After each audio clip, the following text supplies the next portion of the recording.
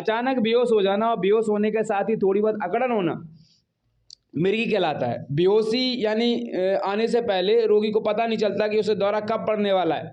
बातें करते करते, बोलते बोलते, चलते चलते रोगी एकाएक बेहोश हो जाता है, उसे अकड़न होने लगती है, कोई की बहुत जोर से चिल्लाकर बेहोश हो जाते हैं।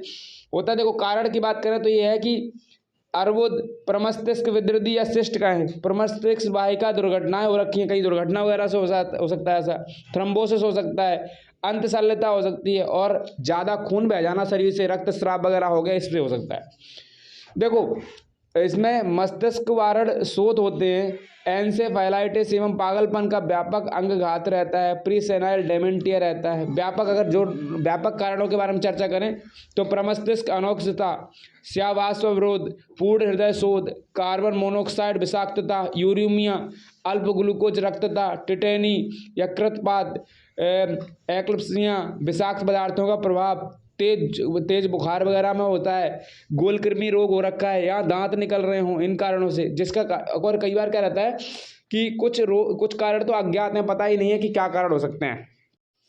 इस रोग में क्या रहता है कि रोगी अचानक जमीन पर गिर पड़ता है। पहले अकड़न से रोगी गर्दन टेढ़ी हो जाती है, आंख फटी फटी सी रहती हैं और पलकें स्थिर सी हो जाती हैं, खुली रह जाती है पलकें, मुंह में फेन भर आता है यानी झाग सा आने लगता है। रोगी बार बार हाथ पैर पटका करता है, दत्ती सी उसकी जो होती है ना, दांती यानी बत्ती सी कह लो उसे, बत्ती सी उसकी जो होती है ना वो लग जाती है, आपस में बंद हो जाती है। किसी की तो जीभ भी बाहर निकल आती है। किसी को अनजाने में क्या होता है, पेशाब, पैखाना, ये सब लैट्रिन वैट्रिन सब निकल जाती है। रोगी को श्वास प्रश्वास में कष्ट होता है, सांस वास लेने में। ऐसी स्थिति में 10-15 मिनट तक रहती है ऐसी स्थिति, कभी कभी 2-3 घंटे भी लग जाते हैं। इसके बाद दौरा घटना शुरू हो जाता है, श्वास प्रश्वास आसानी से आने लगता है और रोगी होश में आने लगता है या उसे गहरी नींद आ जाती है, उसका सो जाता है वो। बड़ी मिर्गी जैसे मेजर एपिलेप्सी के बारे में चर्चा करें तो इसकी शुरुआत से बचपन में से या युवा में 25 वर्ष से कम उम्र में ही हो जाती है। इसमें सबसे पहले झंझनाहट, कान में झंझनाहट होती है, हाथों में झंझनाहट होती है, हृदय में झंझनाहट होगी, विचित्र सा अनुभव के रूप में होता है। रोगी तुरंत ही चीख के साथ जमीन पर गिर पड़ता है और बेहोश हो जाता है, चीखता है और अचानक से देख के कुछ और जमीन पर गिरता है और बेहोश हो जाता है। रोगी का शरीर अकड़ सा जाता है, कड़ा सा हो जाता है, अंत में संपूर्ण शरीर में आक्षेप आने लगते हैं, जीभ निकल आती है, कट भी सकती है दांतों से, सोचो इतनी तेज दबा लेता है, मुंह में झाग आने लगता है। अगर छोटे मोटे अगर मिर्गियों की बात चर्चा करें तो ये सामान्यतः कम होती है। इसकी शुरुआत बचपन में या किशोर अवस्था में होती है। इसमें क्षणकालीन थोड़ी देर के लिए बेहोशी होती है लेकिन कोई आक्षेप नहीं होता है। रोगी हठात कुछ क्षणों के लिए 10-15 सेकंड के लिए बिल्कुल ऐसा हो जाता है, उसे कुछ समझ ही नहीं आता, भाव शून्य हो जाता है और फिर उसमें आ जाता है।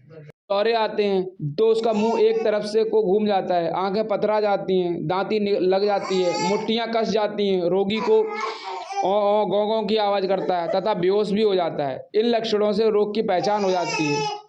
इसके अतिरिक्त डॉक्टर मिर्गी रोगी को निम्न जांचों के लिए कहता है। एक तो कहता है कि ब्लड की जांच करा लो, रक्त की जांच करा लो, छाती का एक्सरे करा लो, ईईजी होता है, सिटी स्कैन होता है, एमआरआई होता है, इन सब की जांच कराने को डॉक्टर बोलता है। मरीज की जीभ दांतों के नीचे आ जाने से कट जाती है। कई बार दौरे कारण बेहोशी की स्थिति में जमीन पर गिर जाने से फ्रैक्चर हो जाता है, चोट या दांत टूटने का खतरा रहता है, कंधे या कमर का जोड़ सरक सकता है। वाहन चलाते समय अगर मान लो गाड़ी चला रहा है, गाड़ी चलाते चलाते उसको बेहोशी आ गई तो ऐसे में, या पानी में तैरते तैरते उसको आ गई, ये मिर्गी पड़ गई तो आग के पास बैठा और मिर्गी का दौरा पड़ गया तो ऐसी दुर्घटना होने से संभावना रहती है और जान का खतरा हो सकता है। दौरे के समय उल्टी हो जाने से उल्टी श्वसन मार्ग में फैल सकती है जिससे श्वास मार्ग अवरुद्ध होकर मौत हो सकती है। ऐसी भयानक स्थितियां बनती हैं। मूल कारण को हमें दूर करना चाहिए। कब्ज और थकान तो ऐसे बंदे को होने नहीं देनी चाहिए। तनाव और मनोविकारों से दूर रखें। मामूली दौरे आयु बढ़ने के साथ कम होते हैं। तो यानी क्या रहता है कि इसमें जो तनाव, मामूली दौरे आयु बढ़ने के साथ कम होते जाते हैं। बड़ी आयु का रोग समूल नष्ट नहीं होता है, हाँ दबा रह जाता है।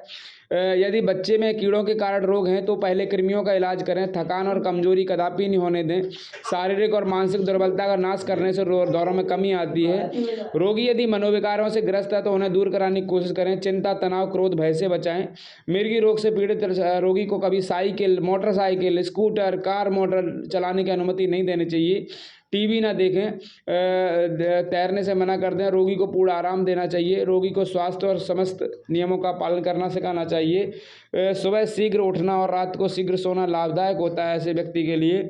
रोगी को किसी प्रकार का नशा नहीं करने दें, जैसे बीड़ी, सिगरेट, तंबाकू, शराब, गांजा, भांग, चरस और अन्य नशीले पदार्थ बिल्कुल बंद करा दें। यहाँ तक कि रोगी चाय कॉफ़ी भी ना पिए, ऐसा ध्यान रखें, उसे ही बंद करा दें। ध्यान रहे उत्तेजक पदार्थ रोग को बढ़ा सकते हैं। यदि रोगी मांसाहारी है तो उसे भी बंद कर दें, उसे मांस भी नहीं खिलाएं। हल्के व्यायाम चल सकते हैं, कठिन व्यायाम भी बंद करा दें। भोजन हल्के रूप में करें। रोगी को सभी मौसमी फल देना हितकर होता है। आम, अनार, पपीता, नींबू, संतरा, केला, जामुन, अमरूद आदि पके फल तथा हरी साग सब्जी पर्याप्त मात्रा में देना सही रहता है। पुदीने की चटनी देना सही रहता है। यदि रोगी पान खाने का आदी है तो पान भी बंद करा दें। रक्त में क्षार अधिक होने से दौरे अधिक पड़ते हैं। पुदीने की चटनी देना ठीक रहता है। जलवायु परिवर्तन करा देने से भी असातीत लाभ होते हैं, इसलिए अतः उसे इधर उधर भी थोड़ा घुमाने के लिए ले जाएं। इतना ध्यान रखा करें, ठीक है ना। बाकी दवाइयाँ भी इस चीज़ की चलती हैं, डॉक्टर से प्रिस्क्रिप्शन के बाद ही इलाज करना चाहिए। बाकी मैंने जो बताया आपको, नियमित ढंग से रोगी को रखना चाहिए। मानसिक चिंता या अत्यधिक थकावट नहीं देनी चाहिए उसे साइकिल, मोटरसाइकिल या कोई वाहन नहीं चलाना चाहिए, ना तैरना चाहिए, ना आग के पास जाना चाहिए।